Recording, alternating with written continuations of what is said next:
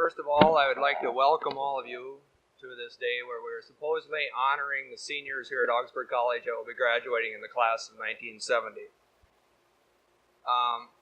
We're now going to make some presentations, and first of all, I'd like to explain, normally the senior class gives a class gift to Augsburg College, and this year we've decided to forego the class gift and instead enroll in what we call the Senior Challenge Program. Now, the Senior Challenge Program is a fund whereby the seniors contribute. Thus far, approximately 60 seniors have signed up in the program. This will result in a total endowment of about $300,000, and that will be our senior gift for this year. And secondly, we feel that as seniors, although we are supposed to be honored today, we do not feel that it is the seniors themselves that should only be honored. We feel that many faculty are behind the honor that we deserve. And thus, in light of this, we have established what we call the Outstanding Faculty Award. And essentially what we did was we set up a committee of representatives of seniors representing each major field. And we set up basic criteria for this Outstanding Faculty Award. And I'd like to read you the criterion that we set up. Teaching ability, interest in students and effectiveness in counseling, administrative ability, committee work and inter-college relations, and scholarship and research. And working on these four criteria, we set up a list of several select faculty who we felt met this criteria. We set up these as suggestions, and we tried as many as possible seniors voted on this list of faculty and write-ins were possible. And we have set up this award, and I'd like now to establish this by awarding to President Anderson a plaque. And this plaque will be put in the Alumni Lounge in Augsburg College, and on it has the seal of achievement on the lower part, and on top it says Outstanding Faculty Award, established by the class of 1970. And I'd like now to present this to President Anderson in establishing this award. Thank you, Mr. Johnson. On behalf of Augsburg College, I want to receive this not only with appreciation, but also with a very great compliment to the members of the senior class for beginning what we hope will be a significant tradition. We have long known that we've got an excellent faculty here at Augsburg College. But I think the excellence of that faculty is ultimately determined by the students themselves and what they receive from the faculty and the development which they achieve under the guidance of the members of the faculty. And I think it is a mark of maturity on the part of the class of 1970, stepping into the new century and a new decade, to establish this kind of an award to recognized faculty members.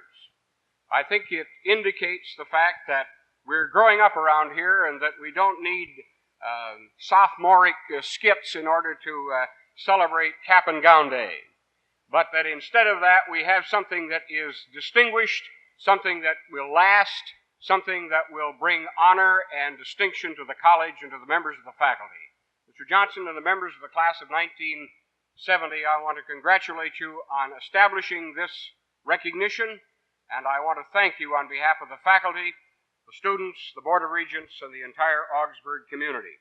Thank you very much.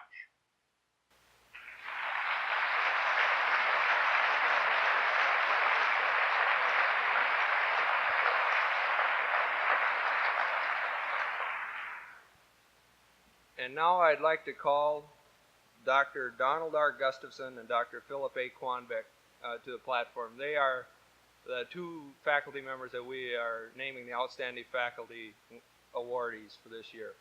I'd like to ask them to please come forward.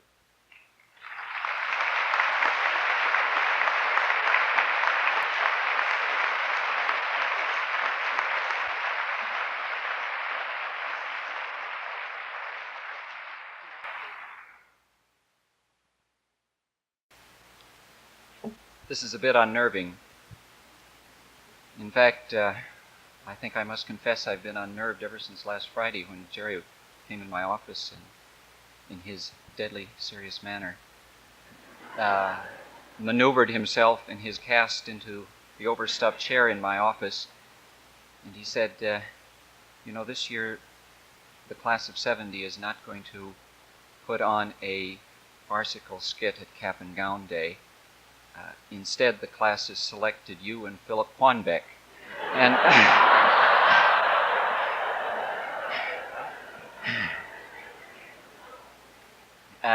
well, that really blew my mind as I wondered which one of us would sing and the other dance.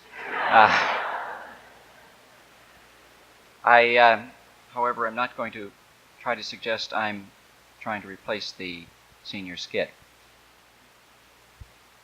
Let me confess that I am vain enough this morning to be very, very honored by this compliment. At the same time, I am realistic enough to be very humbled, particularly as I think of the number of fellow faculty members with whom I work who somehow meet those criteria in a much more efficient fashion than ever I thought I could do. On the other hand, I understand some of the problems too. These were made most apparent to me yesterday in rehearsal when the brown bag was passed, indicating that you as a class had trouble with just 2 people. Besides, I'm not sure what either President Anderson or Mike Waldron would have done with 18 or 20 or 24 faculty marshals for this day. So, class of 1970, thank you for letting me be one of those 2 this year.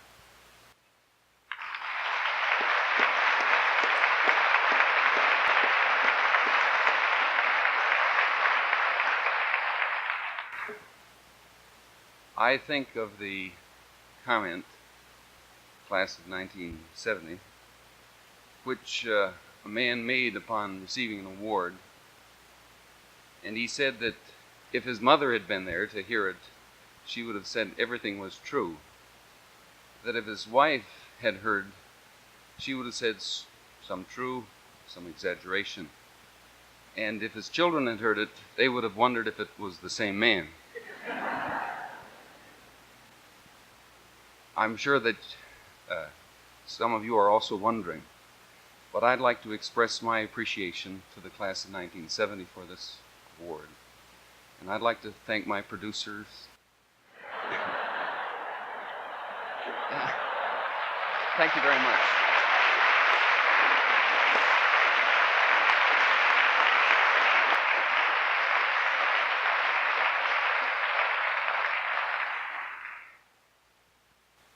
In light of that, I had told them before I might say the envelope, please, and then see what they would say. We'll now have the number by the choral club.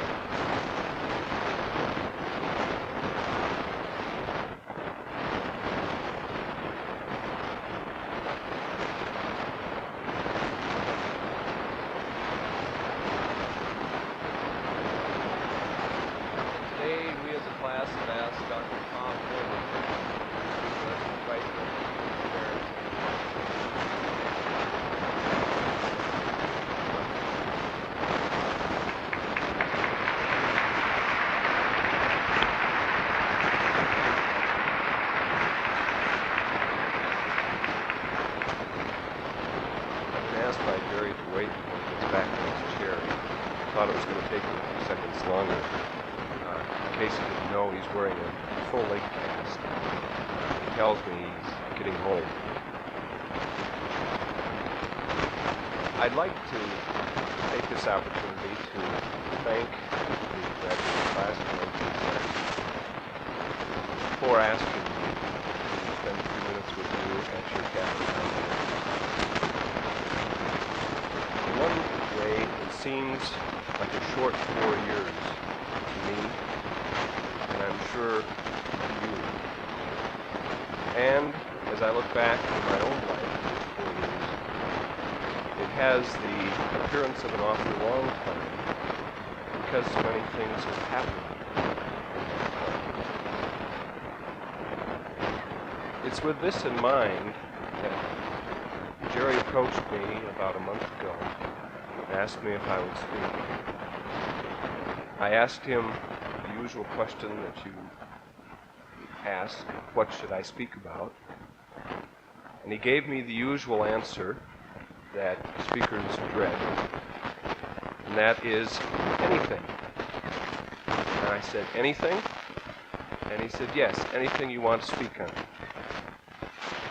So I want to acknowledge to Jerry the title that I've given my speech this morning. And I've entitled it Anything. And I'd like to read you the dictionary definition so that you have an awareness here of one of the words that will be of significance. Anything is defined as anything, whatever. Something, no matter what.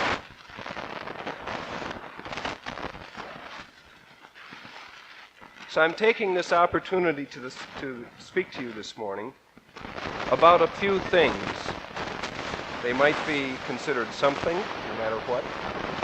They might be considered in that category, anything, whatever. But they are of particular concern to me. And of particular concern to me, and I would really like to address them to the graduating class. First of all, I might just state my own point of view. And maybe I do this frequently. But I guess, first of all, I'm speaking to you as a human being, from one person to another. Secondly, as a psychologist, as part of my training and my identity profession. And thirdly, as a somewhat harried and neophyte college administrator who's thankful that graduation is coming May 31st. With this in mind, I'd like to spend a little time with you talking about some of the historical happenings that I've been aware of over the past 4 years as it relates somewhat to myself, to the graduating students, to Augsburg College, and to the national situation as a whole. I mention myself in this context because I feel just as much a part of the issues as anyone. And I have to put myself in some kind of perspective. Some of you who remember your first day and my first day here would probably look back and think of Tom Holman and say one thing: he's a little bit shaggier than he was 4 years ago. And in your honor, I even got a haircut for this event. Hopefully, I'm a little bit wiser than I was. I know I'm older. And believe it or not, I can feel it in 4 years.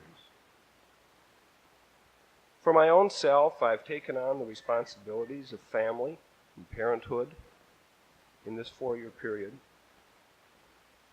I mention this to some of you who have taken my child development courses from me. Your awareness of my family, the use of my children as examples. The 1 year that I taught the course when I didn't have a child, it was pretty academic. And the next year it got to be pretty mundane, what's happening to Susie. I hope and feel that I've worked through some of my own hang-ups, some of my own issues personally. And I feel I've done this by having a tremendous experience and contact with my colleagues, both faculty and students. Some of what I have enjoyed the most at Augsburg is the repartee and the conversation that goes on in the faculty lounge or at lunch hours with the faculty in the naughty niche, or sitting around and talking with students for coffee, and even my tea groups, in which I've gotten to know a few of you very closely. And I've found these most meaningful to me as a person. Another thing that I've come to realize in this 4 years is that I'm probably more of an activist than a pacifist, if I can use the opposite. And lastly, at this stage of my life, I'm less optimistic and more uncertain about the future and how it will affect me than ever before. And I must say that I've been more aware of this in the last year than ever before. What about the graduating student of 1970? If I may look back and share some thoughts with you about what hopefully has happened. Most important, in one sense, is the obvious, that you are now about to be college graduates. What this means in the year 1970 is another question. I don't really know what it means at this stage to be a college graduate. Many of you have a better idea of who you are or who you will be as individuals. Hopefully, you have taken on new identifying marks as people. Your education has not only been in the classroom. Many of you have had some or most of your original goals changed. Just the simple fact that over half of the students who come to college don't make it, that over half of them change their major at least once, means for many of you that life is completely different, or its perspective is completely different now than it was 4 years ago. Some of you have found spouses or spouses to be. I know that there's always the criticism, so-and-so came to college to find a wife or a husband. But nonetheless, it is one of those things that takes place in the lives of many students. It is my hope that all of you are more mature and ready to accept the responsibilities of the world as they are placed squarely in front of you. I feel you are faced with more uncertainty as you leave college than probably any students before you. Not only the draft as it affects the males or those women students who are in some way concerned about a male, but a lot of questions now are arising about economic or job security or choice, or the state of the world, the conditions into which you enter this. And I think you're going to have to face rather early what kinds of priorities and commitments you have politically, religiously, socially, culturally, whatever comes to mind. The price of being made more aware earlier in the game of life is this responsibility to self, to loved ones, and to your society. let me spend a few minutes now just looking at Augsburg College in the last 4 years. And I raise the question, has anything happened to it in your presence or because of your presence as students? From my vantage point, looking at 4 years of history, the college is changing rapidly. Maybe not as fast as I want it to, or you want it to, or many people would want it to. But I have a very positive feeling that it is dynamic and not static in its change. The simple fact of new buildings. I can remember in 1966 that the college center and the dormitory were mere holes in the ground. The machines and I came almost the same day. But I feel that the impact of the college center is fantastic on the campus. I look at new programs that have arisen in the last 4 years. All of them orienting us and the college out of our traditional shell. The FAME program, the Crisis Colony, the Honors Colloquium, counseling services, the American Studies major, courses outside the institution at the Way, at Stillwater, at Shakopee, etc. The opportunity for tea groups, something that I had a personal concern in, I feel has had a large impact, if you want to call that a new program. And there are many more that I have not mentioned. Each year there's been new faculty. And although there is never a large change in each year, it is a factor that is always influencing the student, either in your personal relationship to faculty members or as a total institution. There have been new students every year. And I might point out that not even just at the statistics or fact level, but at the feeling level, I feel that this has a great impact in the change of the college. I have even heard some of you as seniors comment that you are the last of the old breed of Augsburg students, and that this year's freshmen are the first of the new, and that you're already beginning to feel a little bit antiquated. We have had new goals brought to the college by the faculty, consummated this year in the academic blueprint, with some presuppositions more clearly defining our Christian commitment, our orientation towards the liberal arts, striving to find a definition of academic excellence, and an increasing awareness of the urban setting of the college. I look upon this and feel that it could be the beginning of a new era. I also look back with regret and find a couple of key people, great faculty, who are missing and who I experienced. Both Dr. Kalachi and Mrs. Kingsley. And I think some of you, like I, was made very aware of a different way of life and different problems and different concerns by our contacts with them.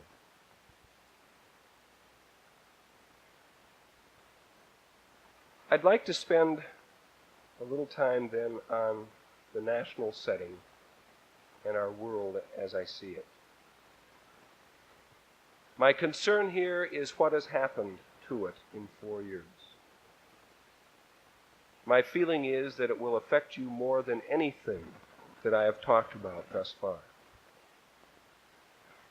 We've seen a lot of violence and war.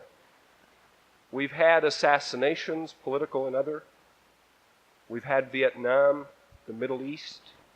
We've had strikes. We've had constant confrontation of all sorts. The Commission on Violence has pointed out how much of what has happened is part of our historical heritage and how much our attitudes need to be changed. We've been made terribly aware of the population issue, especially by such people as Ehrlich and Kaminer, and the byproducts of the population problem, such as pollution or the quality of the environment, and starvation in the 70s, as one of our centennial symposium dwelt upon. Closely related to these last problems of population and quality of the environment is a major issue of economic confrontation.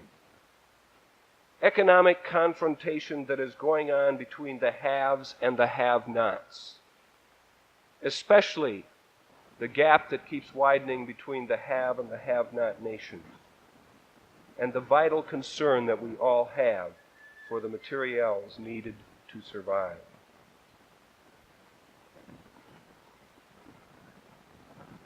I think another issue that has arisen that you'll be confronted with on a national basis is that of basic change in both the priorities and governing of institutions of all sorts, including higher education and the church.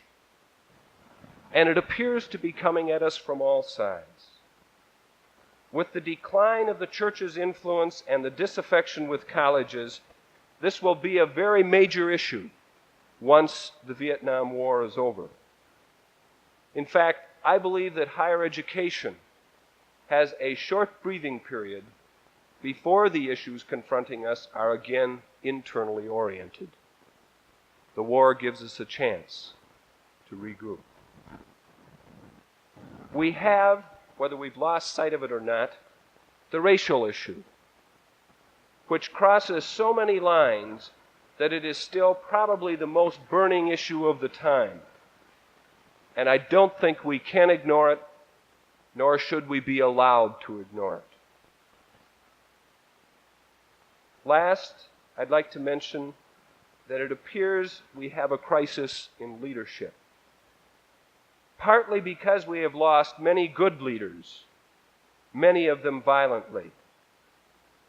Especially does the crisis appear to hit the hardest in government, whether Democratic or Republican, with grave questions of credibility and loss of communication with the people. I see some of the polarization that is going on these days as a major symptom of that crisis. These are just some of the things that confront us nationally and internationally. In my more pessimistic moments, I ask, is there anything we can do about it? In my more optimistic moments, I still can say, is there anything we can't do yet?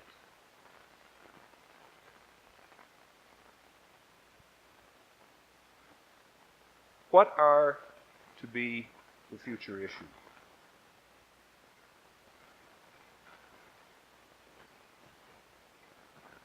I'd like to probably establish some of my own priorities and say that I feel the success of human relationships, both in terms of family, marriage, organizations, and the nation, is on what I'm going to pin many of my hopes. Another is the restructuring of our value system or priorities by some conscious effort. I feel all too long that we have many questions about the priorities. And we have many priorities that we have left in the wings for too long. And that we must confront the issue of values. If we can deal with values and human relationships, our survival as biological organisms, the solutions to war, race relations, the need for adaptability, etc., could fall into place. May I take an opportunity then, in closing, to make some predictions? And I do this with a little bit of fear that I could be attacked for them. The first one is an easy one. As you stand on the threshold of graduation from college, it looks like a much tougher future, and I predict that. probably survival, biological survival, and the quality of life will be the major issue that we're all confronted with in the next decade or so. Hopefully, we will go through a period of great social change in which the value of humanness and the spirit of man will be greater than an individual's economic value. Lastly, I predict we are headed for a new form of governing in which sensitivity to the individual will again become a top priority. In closing, I'd like to make a special plea, that of creating a human world. We can't do it at the expense of nature or the individual. We must create a balance between man and nature, between man and man, and we must create a balance between man as emotional being and man as intellectual or rational being. Man is constantly evolving, and I believe we are at one of those crucial periods or turning points, comparable to when man became agrarian, when we changed from feudalism to free enterprise and the Enlightenment, or when we became industrial as compared to agrarian. If man cannot make the transition to something that is more meaningful than just survival in 1970, then we will die. It is with these issues that you and I are confronted. I wish you wisdom and stamina for dealing with them. Thank you.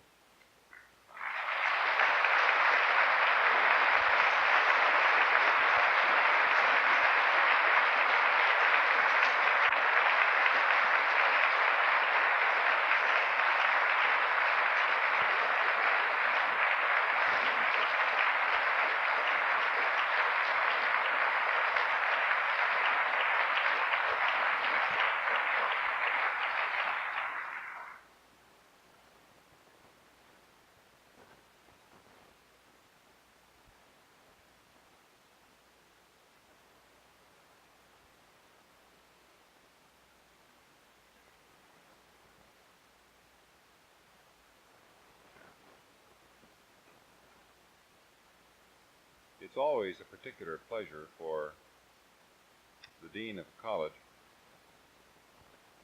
to give recognition to those students who have done exceptionally well during their academic years at the college. It would be easy for one to bask in the reflected glory of high academic achievement, and yet we have discovered in recent years, as perhaps we have always known, that the single most important factor in the quality of the education received by the student is the student himself, and the kind of energy, interest, and dedication that he puts into his academic work.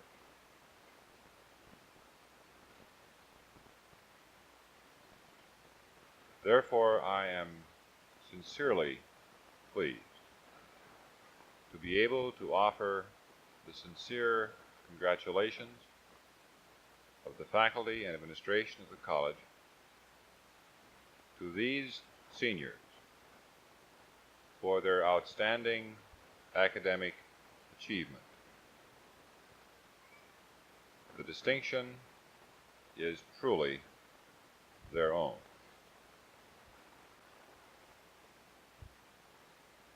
It is the custom of Augsburg College to award to graduating seniors whose work has been of honors caliber honors cords which are worn on graduation day on the right shoulder of the academic gown. Honors cords are given to those seniors who have achieved a cumulative grade point average in all of the work taken at the college of 3.1 on a 4-point scale. Honors cords are also given to transfer students on condition that the work they have done both at Augsburg and at their previous institution must have achieved the same level of 3.1. I will read the names of the honors candidates and ask them to come to the platform and receive the honor cords from Miss Mildred Joel, the Registrar of College.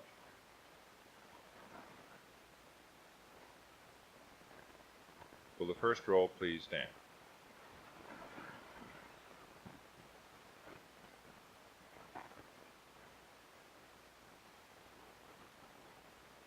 Peter Augrey, Glenn Anderson, Lynn Anderson,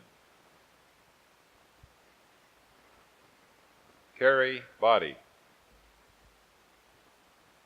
John Baudouin, Judith Benson,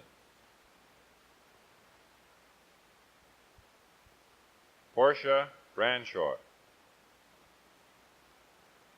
Norman Riesemeister, Kenneth Campbell, Dan Carlson, Eulene Christensen, Kristen Foss, Carolyn Gilbertson, Larry Glenn, Catherine Gorder, Cheryl Grams, Theodore Gredvig, Theodore Grosskreutz, Sandra Hager, Ray Hansen, Robert Hillique, Audrey Holton, Bruce Johnson, Jerry Johnson, Linda Johnson, Morris Johnson, Stephen Thomas Johnson, Marilyn Lading, Catherine Langseth, Mary Larson, Nancy Liviska, Marcia Leslie, Diane Lillehaugen, Richard Lindberg, Mary Locken, Gregory Lockesmo, Mary Long, Betty McKay, Michael Nance, Karen Merriman, Maya Mizens, Marnie Moline, Christine Nelson, Mary Nelson, Nancy Nelson, Andrea Norman, Errol Nygaard, Joel Olson, John Olson, Nancy Paulson, Judy Peterson, Dorothy Peterson, Gail Peterson, Terry Peterson, Nancy Pulis, Nancy Quanbeck, John Rass, Marcia Refsel, Bradley Refslin, Susan Rogers, Bonnie Rosvold, David Schlossnagel, Ruth Schulte, Richard Syme, Donald Smith, Louise Stockland, Timothy Strumman, Kenneth Thornton, Timothy Toso, David Alvin, Philip Wallen, and Lynn Watson. Our sincere congratulations to you all.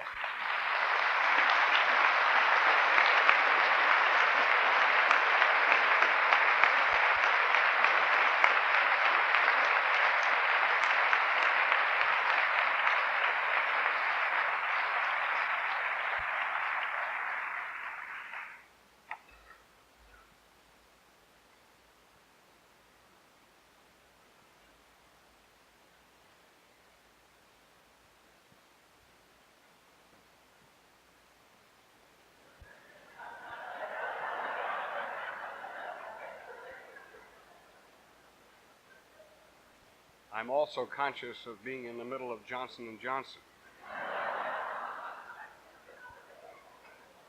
Specialists in first aid. Seriously, however, this particular part of Cap and Gown Day has become a tradition here at Augsburg College, the torch ceremony. And there have been some words written that have been traditionally used in connection with this ceremony, and I want to read them. In the age-long quest for truth and knowledge, each person, even each generation, can take but a small part. If a man is to live a truly human life, and if he is to know and walk with God, the torch of living truth must be passed on from mind to mind, from heart to heart, from generation to generation. The college campus is one of the settings where this search for and transmission of truth takes place, most consciously and directly, in a continuing and united struggle on the part of both students and teachers. So the words indicate, of course, that this stands for the keeping alive of the search for truth. But I can't help but feel that this torch, which we have used here at Augsburg for many years, is in a way also symbolizes the very life of this institution. And I don't need to tell you that there are many forces on this campus, in this community, in the church, in government, and in the world that seem to militate against the continuation of an institution like Augsburg College. Therefore, I hope that the passing of this torch to these big men will indicate the kind of bigness, the largeness of spirit that will be necessary in the difficult days ahead to keep this institution alive and the kind of education that it seeks to give to the young people who come here.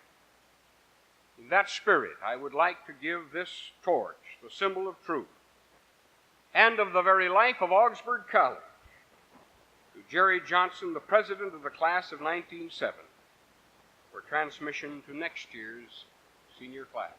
Jerry? Thank you. And as a symbol of this truth, and as the ongoing process of higher education at Augsburg, I pass this torch to the president of the class of 1971.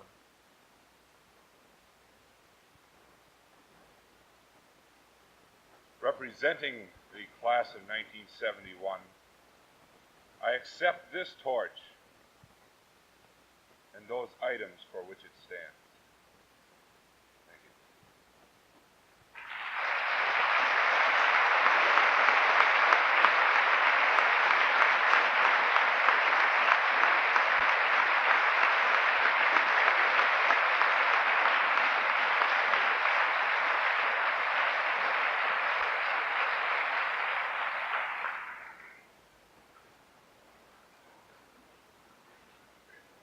May the goodness of God, the love of the Christ, and the strength of his people go with us all. Amen.